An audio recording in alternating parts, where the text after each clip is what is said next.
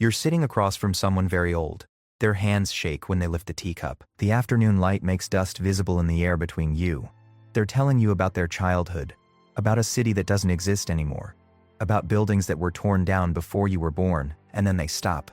They look at you, and they say, "There's something I need to tell you before I die.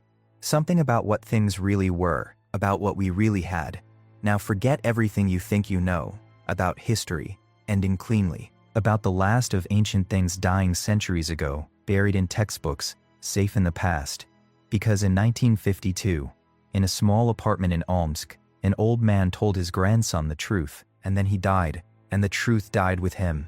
Except the grandson wrote it down. This is what he wrote. "I found the notebook in 2019, an estate sale in Montreal.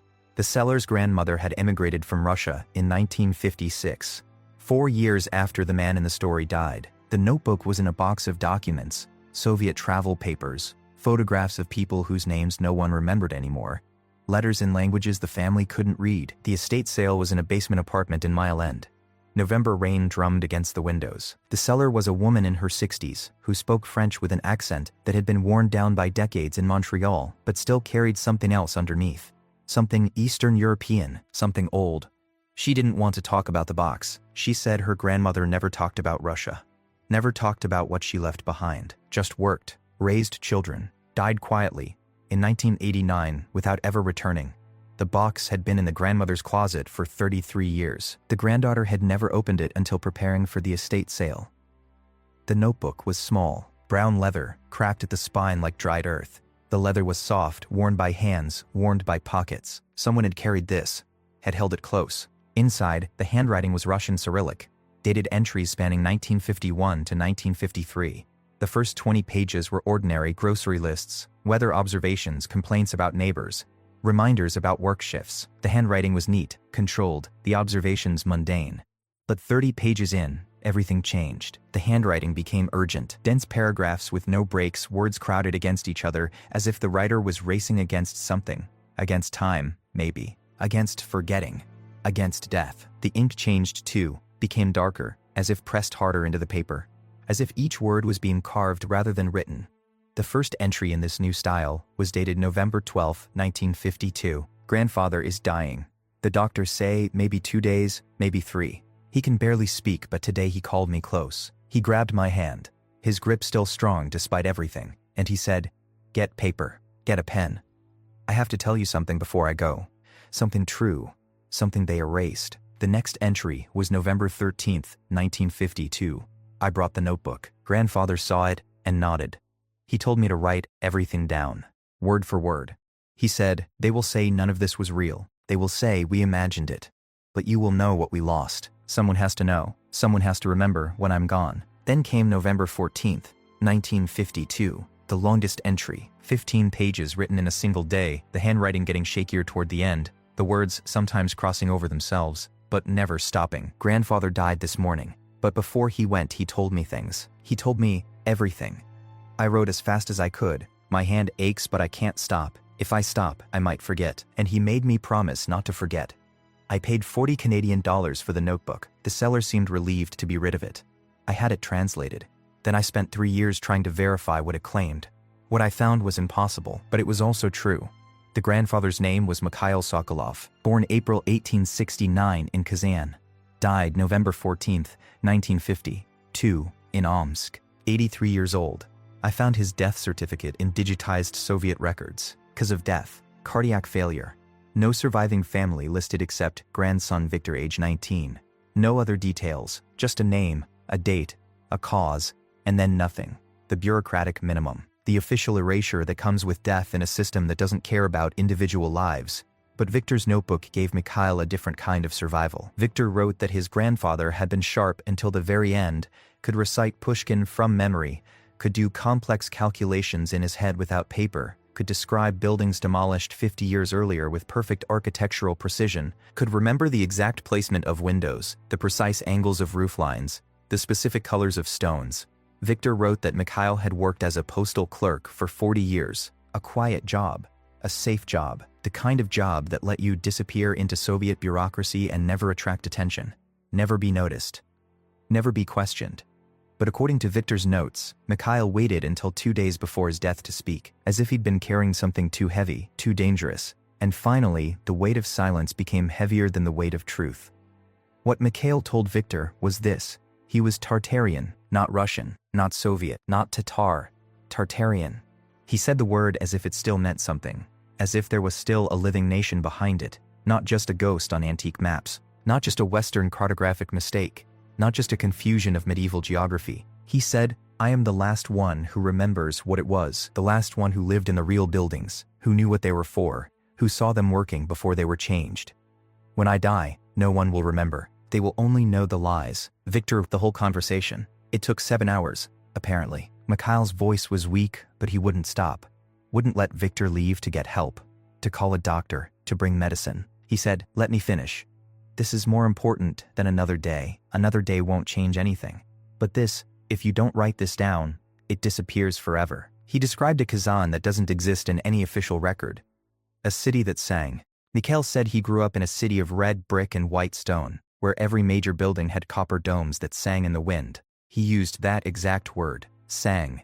Not rang, not chimed, not resonated. Sang. Musical notes, harmonies, chords that changed with the weather. He said if you stood in the right spot in the market square on a windy day, you could hear harmonies, multiple tones layering over each other, rising and falling with the breeze like an invisible choir. He said the sound made you feel calm, made anxiety dissolve, made anger seem pointless. He said the buildings were not just buildings, they were instruments. The entire city was an instrument. Victor wrote, grandfather described the Kazan Kremlin as it was in his childhood, not the museum it became, not the tourist site. He said the towers had copper caps, he called them singing taps, that were removed in 1897 and never replaced. He said the caps were shaped specifically, angles calculated, metal thickness exact, to resonate at certain frequencies when wind passed over them. He said on feast days when all the bells rang and the wind was right, you could feel it in your chest. A vibration that made you calm, made you well, made you remember you were part of something larger. I checked this against official architectural records. The Kazan Kremlin underwent major restoration work in 1895, 1897. The official reports available through the Russian State Archive of Ancient Acts note removal and replacement of deteriorated copper elements from towers. The reports list the work completed.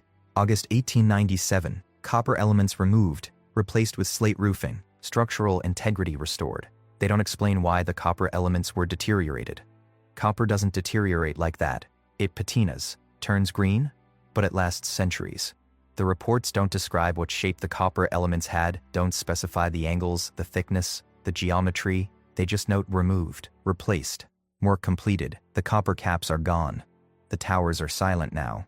Mikhail told Victor that his father had been a metal worker, specifically a coppersmith who specialized in architectural elements, had helped maintain the singing caps, had access to the technical drawings that showed the exact angles, the precise thickness of copper required, the mathematical relationships between different tower heights that created the harmonic intervals. He said his father brought the drawings home once, in 1889, when Mikhail was 20 years old. The drawings were on vellum, hand-drawn with ink that had faded to brown. The calculations covered the margins, numbers, ratios, geometric diagrams that looked like they belonged in an astronomy text, not an architectural plan. His father said the drawings were very old, older than Russia, from the time before, from when people knew things we've forgotten. Mikhail asked what that meant, the time before. His father wouldn't explain, just said before it all changed, before we forgot what the buildings were for.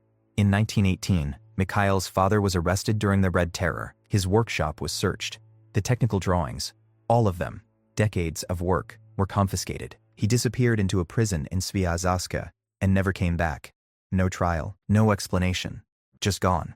Mikhail was 49 years old when this happened, old enough to remember every detail, old enough to know exactly what was being erased, old enough to understand that asking questions would mean joining his father in prison. So he stayed quiet, got a job as a postal clerk, kept his head down, survived. For 34 more years, he stayed quiet, until the day before he died. I found 7 other accounts, different cities, different years, same pattern. St. Petersburg, 1934. A woman named Anastasia Volkov wrote to her sister in Paris. The letter survived because the sister kept everything, a habit of emigrants, saving every scrap of the homeland. The letter is now in a private collection in Lyon. I found a reference to it in a catalog of Russian émigré papers. I contacted the collector. He sent me a photograph. The letter was dated March 15, 1934, written in careful script on thin paper. Anastasia wrote, "They are changing the buildings again. The old stone circles around the foundations, the ones grandmother called boundary stones. They're digging them up and hauling them away. The workers don't know what they are. They think they're just old foundation stones, worthless. But grandmother told me those stones were placed intentionally. She said they regulated something, though she could never explain what exactly. Just that without them, the city breathes wrong. I don't know what she meant, but I feel it now. The air feels different since they started removing them, heavier, less alive." The letter ends abruptly. Anastasia Volkov disappears from all records after April 1934. No death certificate in Leningrad records. No deportation record. No prison record, at least none that have been digitized. Just gone. Her sister in Paris wrote back 7 times over the next 2 years. The letters were returned marked addressee unknown. Tobolsk, 1929. A school teacher named Dmitry Petrov was arrested for anti-Soviet propaganda and mystical thinking. His crime, according to the NKVD file I found in the Memorial Society's digitized archive, was telling his students that the old city had purposes we no longer understand. The file quotes his classroom lecture from March 1920, "Our ancestors knew things we've forgotten." Look at the old buildings, the proportions, the placements, the relationships between structures. These were not random. These were not merely aesthetic. The buildings remember even if we don't. They were built to do something. To serve a function we've lost the language to describe. 3 students reported him. He was arrested the next day. Sentenced to 10 years hard labor. Destination Solovki, the prison camp on the White Sea. He died in transit. July 1929. Age 46. Cause of death listed as dysentery. The file includes a note from the interrogator. Subject showed signs of delusional thinking regarding buildings and historical knowledge. Recommended psychological evaluation. Evaluation not completed due to subject's death in transit. Samara, 1945. A civil engineer named Ivan Krasov wrote a report about post-war reconstruction. The report was supposed to be purely technical, assessing which buildings could be salvaged, which needed demolition, which required repair. But in section 7, page 23, Krasov wrote, "Several buildings scheduled for demolition show unusual foundation structures inconsistent with known Russian architectural practices of any period. The foundations extend to depths of 8.12 meters, far deeper than necessary for structural support. The foundation stones are arranged in circular patterns rather than linear footings. Some stones show evidence of metallic inclusions, copper or bronze elements embedded within the limestone. Purpose unknown. Recommend preservation for further study before demolition proceeds." His recommendation was denied. The demolition order came through in January 1946. The buildings were torn down in March 1946. Ivan Krasov wrote another report in September 1946. I found both reports in the Samara Oblast archive. The second report made no mention of unusual foundations, made no mention of metallic inclusions or circular patterns. The writing style changed entirely, became purely technical, purely descriptive, with no analytical observations or recommendations for study, as if someone had edited his curiosity out, or warned him that curiosity was dangerous. Yekaterinburg, 1923. An Orthodox priest named Father Grigory kept a diary. The diary survived because it was hidden in a church basement, discovered during renovations in 1997, donated to the local historical society. Entry from June 1923. The Bolsheviks ordered the removal of the church bells yesterday. All of them. Not just from our church, from every church in the city. They say it's to melt them down for metal. But the commissar, who oversaw the work, seemed more interested in the bells themselves than their metal value. He measured them, wrote down the dimensions, asked the bell ringers which tones they produced. Why would he need to know the tones if he's just melting them down? Entry from July 1923. Old Marfa came to confession today. She's 87 now, barely leaves her house. But she came to tell me something. She said her grandfather was a bell founder in the old days, before the Soviets, before the Empire even. She said the bells were tuned, not just to sound pleasant, but tuned to specific frequencies that her grandfather called the healing tones. She said when all the bells in the city rang together, the sickness Lafitte. She said epidemics would come to other towns but spare Yekaterinburg. She said this was known. This was why her grandfather's work was considered sacred.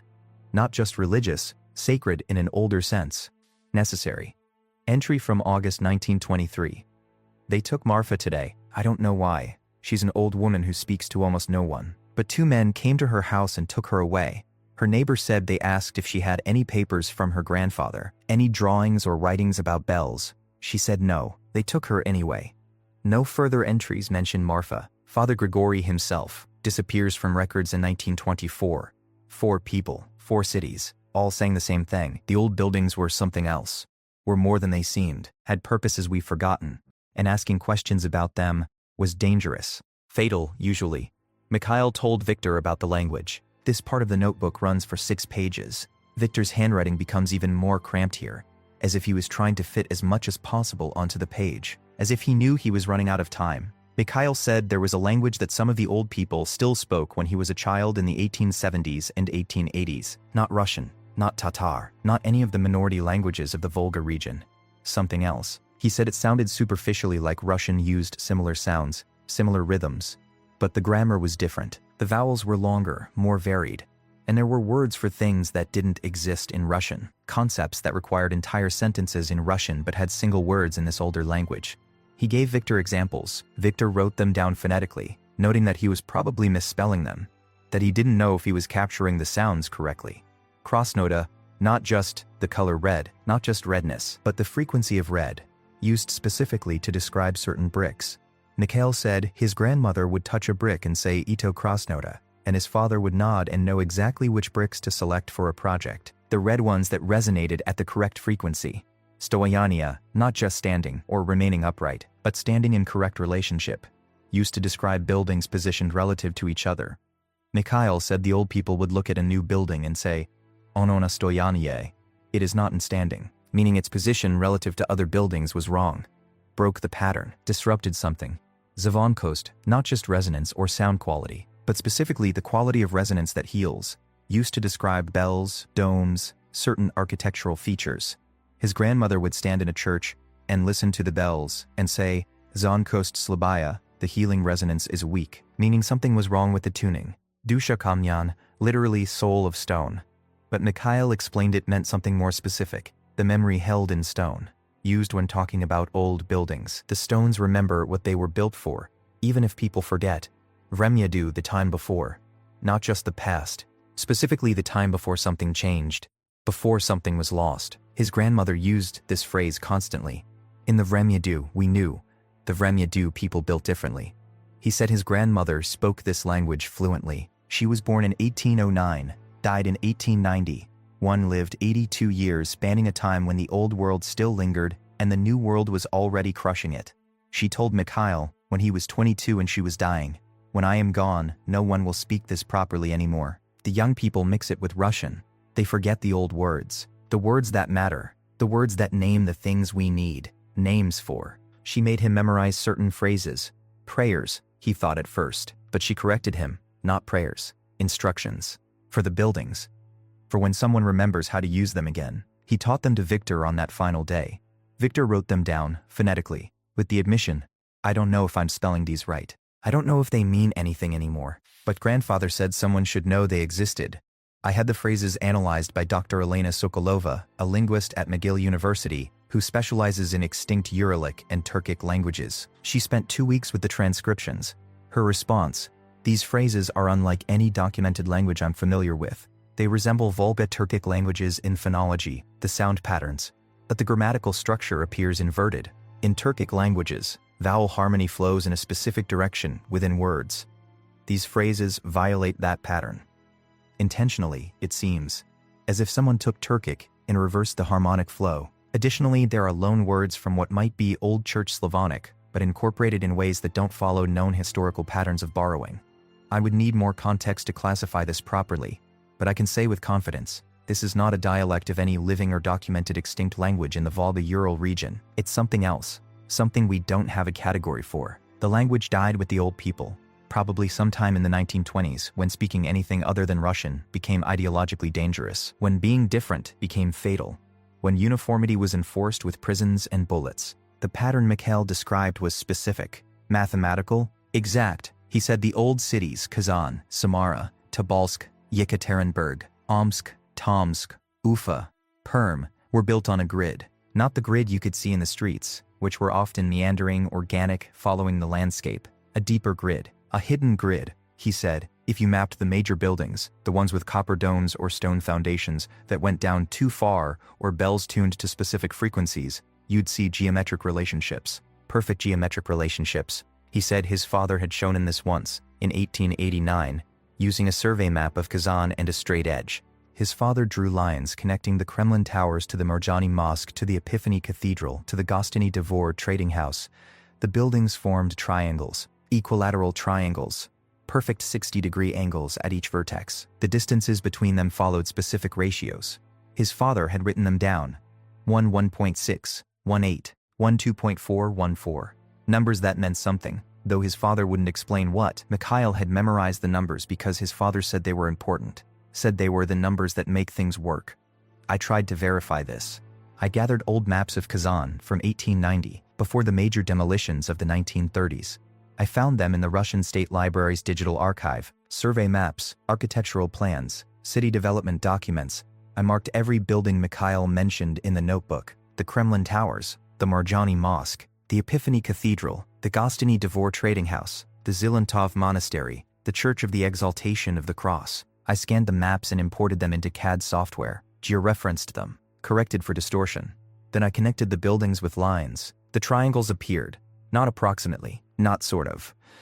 Exactly. I measured the angles: 60.2 degrees, 59.8 degrees, 60.1 degrees, within the margin of measurement error for 19th century surveying equipment. Equilateral triangles. I measured the distances between buildings. Then I calculated the ratios. From the Kremlin to the Marjani Mosque, 1,247 meters. From the Marjani Mosque to Epiphany Cathedral, 2,017 meters. Ratio 1:1.617. The golden ratio is 1:1.618. From Epiphany Cathedral to Gostiny Dvor, 1,247 meters. From Gostiny Dvor to Church of the Exaltation, 3,010 meters. Ratio 1:2.413. The silver ratio is 1:2.414. The same pattern appeared in Samara. I found pre-1920 city plans in the Samara Oblast archive, marked the major buildings, connected them. Equilateral triangles, golden ratio spacing, silver ratio spacing. Tobolsk, same pattern. Yekaterinburg, before the 1930s reconstructions. Same pattern. Someone designed these cities according to geometric principles. Someone placed the major buildings with mathematical precision across distances of kilometers. And then, starting in the 1890s and accelerating through the 1920s and 30s, those buildings were systematically altered or destroyed. The domes removed, the foundations dug up, the bells confiscated, the geometric relationships broken, the grid shattered. Mikhail told Victor the hardest part to believe. The part that sounds like superstition, like old wives' tales, like the kind of thing an old man might misremember or exaggerate, except he didn't misremember. He was specific. He gave dates, numbers, observations. He said the buildings did something, not metaphorically, not symbolically, literally, physically, measurably. He said they regulated. He used that exact word, regulated, like a thermostat regulates temperature, like a valve regulates pressure, like a governor regulates engine speed. He said, in the summer, even during the worst heat, the old city center was cool, not shaded, cool. The air itself was different near the old buildings. It moved differently, felt different on your skin. In winter, less snow fell in the city center than fell in the outskirts just 2 kilometers away. You could see the line where the snowfall changed, right at the edge of where the old buildings stopped. He said people were healthier in the old city center, lived longer, fewer epidemics. When cholera swept through the region in 1892, it killed hundreds in the newer districts of Kazan, but barely touched the old center. He said this changed after 1897, after the copper domes were removed from the Kremlin towers. The summers got hotter, the air stopped moving the same way, the winter snow fell evenly across the city, and people started getting sicker more often. He said his mother noticed it first. She was meticulous, kept family records, wrote down births and deaths and illnesses, in a ledger that she'd maintained since her own mother taught her. 3 generations of family health records. She showed the ledger to Mikhail in 1905. He was 36 years old, she was 62. She said, look at the pattern. Before 1897, average lifespan in our family and our neighbors, 68 years. After 1897, 54 years. Infant mortality, before 1897, 1 in 10 children. After 1897, 1 in 4. She said they broke something when they took down those domes. They thought it was just decoration, thought it was just metal, but it was doing something, regulating something. And now we're paying the price. Mikhail watched her die of pneumonia in 1908. She was 65. Before 1897, women in her family routinely lived into their 80s. I can't fully verify this claim. Demographic records from Kazan in this period are fragmentary at best. The Russian Empire's record-keeping for non-nobility was inconsistent. The Soviet period's records are more complete, but also more suspect, altered for political purposes, gaps where inconvenient data might have been. The data that does exist shows increased mortality rates in Kazan after 1900, but this is usually attributed to rapid industrialization, increased population density, inadequate sanitation infrastructure. Maybe that's all it was, but I found something else, something that suggests maybe it wasn't. A German architectural journal from 1896, Zeitschrift für Bauingenieurwesen, Journal of Civil Engineering, Volume 44, pages 287, 312, an article titled Akustische Anomalien der Tatarischen Architektur, Acoustical Anomalies of Tatar Architecture. The author was an engineer named Wilhelm Schaffer, from the Technical University of Dresden. He had traveled to Kazan in 1895 as part of a Russian government initiative to catalog historical architecture before modernization. He spent 6 months there, made detailed measurements, took photographs, analyzed the acoustic properties of the Kremlin complex and several other major buildings. His paper is 26 pages long, highly technical, full of diagrams, mathematical calculations, frequency analysis. The key passage is on page 303. The builders of these structures possessed knowledge of harmonic acoustics, far in advance of current European science. The copper dome assemblies function as Helmholtz resonators, acoustic cavities tuned to specific atmospheric frequencies. Each dome is tuned to a different fundamental frequency, but the frequencies are related by precise harmonic ratios. 1, 1.6, 1, 8, 1, 2.4, 1, 4, 2, 3, etc. When wind passes over the dome structures, standing waves are established. These waves interact with each other, creating interference patterns that appear to modify local atmospheric pressure patterns over a radius of approximately 2-3 kilometers. The combined system appears designed to create a stable acoustic environment that dampens pressure fluctuations and maintains atmospheric equilibrium. For what purpose, I cannot determine. The local populations claim health benefits, but these claims resist quantification. What is undeniable is the engineering sophistication, the precision of tuning, the coordination across multiple structures, the mathematical relationships embedded in the architecture. This suggests knowledge of wave mechanics and atmospheric physics that should not exist in structures this old. The paper was published once, February 1896. It was never cited, never referenced in subsequent architectural or engineering literature. Wilhelm Schaffer published nothing else after this paper. I searched every German technical journal from 1896 to 1920. Number other papers by Wilhelm Schaffer. I searched university records. Number Wilhelm Schaffer, teaching at Dresden, after 1896. I searched German census records, death records, immigration records. Wilhelm Schaffer disappeared. A respected engineer publishes a paper describing advanced acoustic engineering in Russian architecture, then vanishes from all records. Either he stopped working, stopped publishing, and moved somewhere that left no paper trail, or someone wanted him quiet. Mikhail died before he could tell Victor everything. The notebook has a final entry from Victor, dated November 16, 1950, 2 days after grandfather died. 2 men came to the apartment. They wore civilian clothes, but they moved like soldiers. They said they were from the Ministry of Culture, showed identification cards I couldn't read clearly. They held them up and put them away too quickly. They asked if grandfather had left any papers, any drawings, any documents about old buildings or old languages. I said no. I thought they would leave. They didn't leave. They searched the apartment, methodically, professionally. They looked in places I would never have thought to look, inside the linings of coats, under floorboards, inside the stuffing of the mattress. They found grandfather's books. Old books, some of them. Books about architecture, about metallurgy, about city planning. They took them, put them in a canvas bag without explanation. They found a box of his father's tools, old metalworking tools I'd seen but never examined closely. The tools had markings on them, symbols I couldn't read, not Cyrillic, not Tatar, something else. They took the whole box. One of the men, the older one, with gray hair and a scar on his left hand, he looked at me for a long time. Then he said, "It's better not to talk about old superstitions. Better to remember your grandfather as a loyal Soviet citizen. Better to forget the rest." The other man said, There are no such things as Tartarians. There is no lost knowledge. There is only Russia and history as approved by the ministry. Do you understand? I said I understood. They leave feet, but I understood the real message. Say nothing.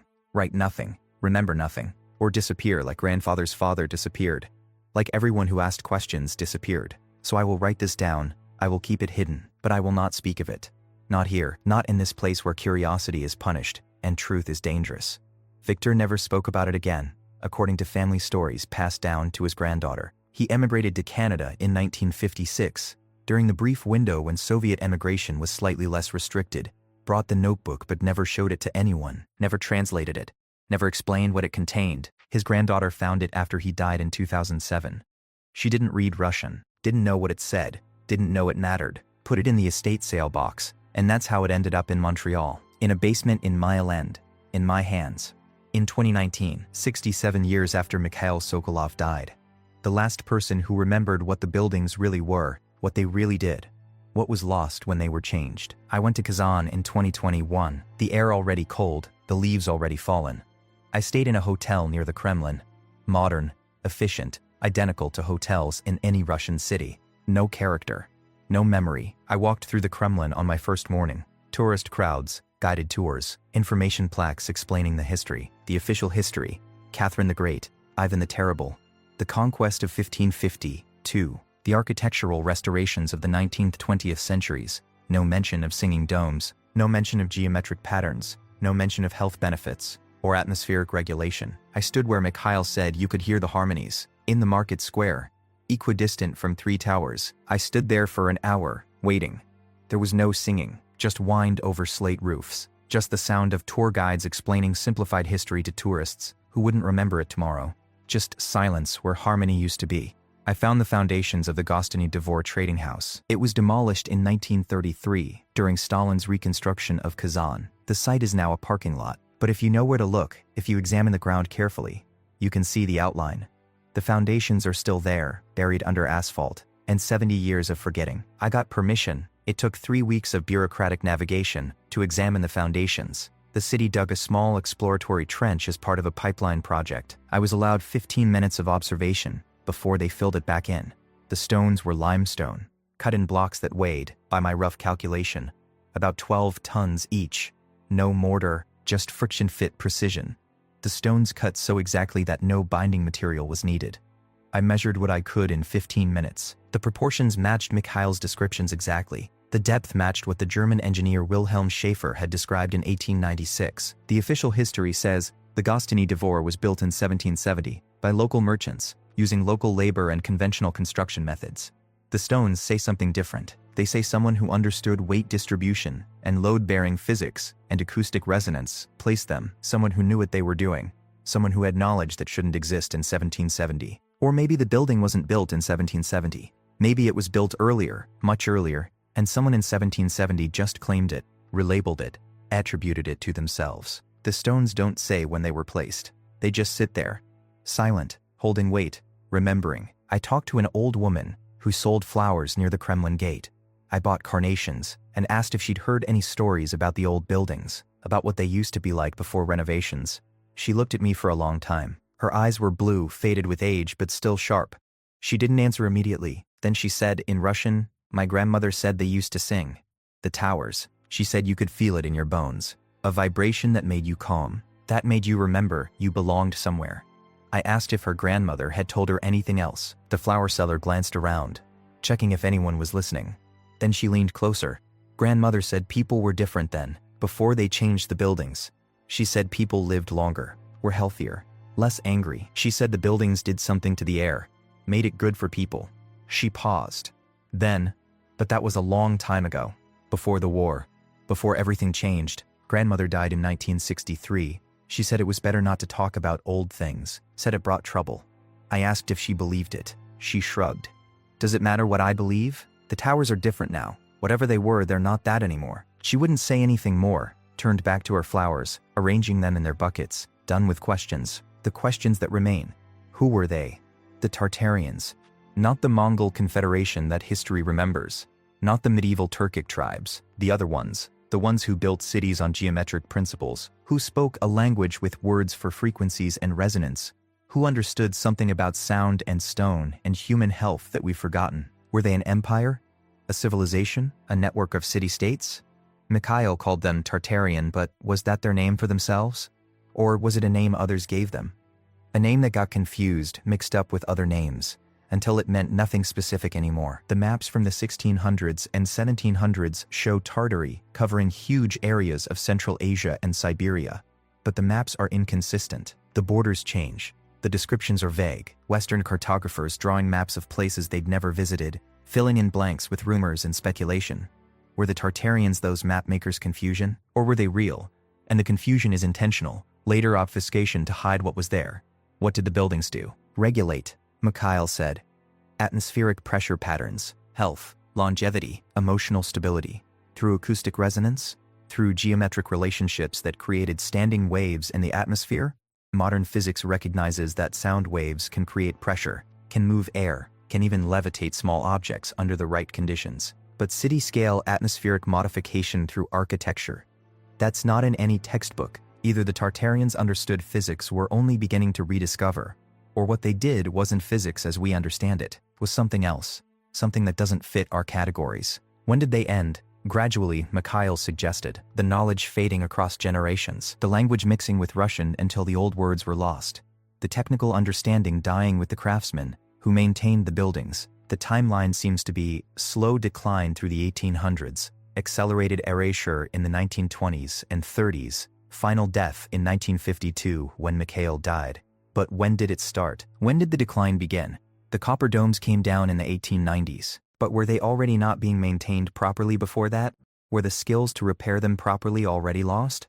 Maybe the Tartarians were already mostly gone by 1800, and the 19th century was just watching the last remnants die. Why were they erased? The systematic removal of copper domes, the demolition of foundations, the confiscation of technical drawings, the arrests of people who asked questions, the intimidation of Viktor Sokolov in 1952. Someone wanted this forgotten, wanted it erased thoroughly enough that even asking questions became dangerous. Why? Ideological uniformity? The Soviet state couldn't tolerate the idea that something older and possibly better had existed before? Or something more practical? The buildings did something, and someone didn't want that something to continue? Or fear? Fear of knowledge they didn't understand? Fear of power they couldn't control? Who still knows? The men who came to Victor's apartment in 1952 knew enough to look for drawings and tools, knew enough to confiscate specifically the things that carried technical knowledge. Someone in the ministry knew what to look for, which means someone maintained records, knew the history, understood what was being suppressed and why. Those records might still exist, in some archive, in some basement in Moscow, or St. Cancel, or St. Petersburg, classified, restricted, waiting for someone with the right clearance, the right persistence, the right recklessness to find them. Or maybe the records were destroyed. Maybe the knowledge died with the people who kept it. Maybe we really are starting from scratch, trying to reconstruct from fragments and whispers and old men's deathbed confessions. What survives? The stones, the foundations buried under parking lots, the geometric relationships still visible in old maps, the ratios still measurable if you know what you're looking for. The stones are waiting, holding their positions, maintaining their relationships across kilometers, even though the structures above them are gone or changed beyond recognition. What were they waiting for? For someone to remember, for someone to understand, for someone to rebuild what was broken. Or maybe not waiting for anything, just persisting, surviving, existing as testimony that something else was here, something we don't understand, something we lost. I think about Mikhail Sokolov often, 83 years old, dying in a small apartment in Omsk, carried memories of a city that sang, of buildings that breathed, of a civilization that knew things we've spent a century trying to forget. He held it as long as he could, stayed silent as long as staying silent kept him safe, stayed alive, survived Stalin, survived the war, survived decades of Soviet normalization that erased difference and punished memory. But at the end, silence became unbearable. Truth became more important than safety. Legacy became more important than survival. So he told his grandson, and his grandson wrote it down, and the notebook survived. And now we know. We know there was something else. Something before. Something that understood harmony and geometry and resonance in ways we're only beginning to rediscover. Something that built cities as instruments, as machines, as living systems that served human health and well-being. The Baudelaire saw, we know it was systematically erased. The buildings changed, the copper removed, the foundations dug up, The knowledge suppressed, the language forgotten. The people who remembered arrested or intimidated into silence. We know the last person who truly remembered, who lived in the real buildings, who heard them sing, who knew what they were for, died in 1952. But we also know this: the stones remain. The foundations persist. The geometric relationships are still there, buried under parking lots and modern construction, and 70 years of deliberate forgetting. The ratios are still visible if you know how to measure. The patterns are still there if you know how to look. The machine is broken, but the pieces are still there. Maybe someone will figure out how to put them back together. Maybe someone will understand the mathematics, decode the ratios, learn what the buildings were designed to do, and how they did it. Maybe someone will rebuild the singing domes, will retune the city, will make it breathe correctly again. Or maybe Mikhail Sokolov really was the last one, the last person who knew, the last person who remembered, the last person who carried the truth. And what he knew died with him. Except for 30 pages in a brown leather notebook. Except for the grandson who wrote it down. Except for the estate sale in Montreal where history survived as an accident. Sold for $40 to someone who cared enough to ask questions. Except for you, now, reading this. Knowing that something was lost. Something real. Something that mattered. Something that might have made us healthier, calmer, longer lived. Something that understood how stone and metal and geometry could serve human flourishing. The buildings remember. Even if we don't, the stones are still in position. The ratios are still there. The machine is broken, but the blueprint persists in the foundations. Someone just has to remember how to read it. Listen, the silence itself is speaking. The absence is testimony. What was erased leaves a shape in its erasing. And that shape is still visible if you look carefully enough, if you measure precisely enough, if you ask the dangerous questions.